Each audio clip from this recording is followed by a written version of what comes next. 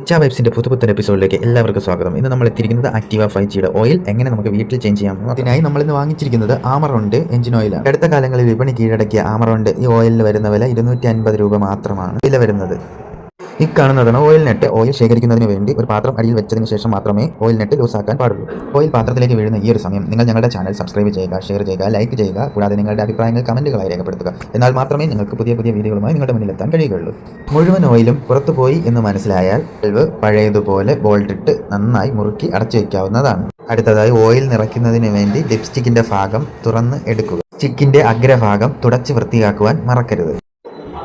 Oil ഒഴിക്കുന്നതിന് വേണ്ടി ഞാൻ തന്നെ ഉണ്ടാക്കിയെടുത്ത ഒരു ചെറിയ സംഭവമാണ്. ചില ഓയിൽ കമ്പനികളുടെ കുപ്പികളിൽ തന്നെ ഇത് ഒഴിക്കാവുന്ന സംഭവം ഉണ്ടായിരിക്കും. എന്നാൽ ഇതിലില്ലാത്തത് കാരണമാണ് ഞാനിത് ഉണ്ടാക്കി ഉപയോഗിക്കുന്നത്.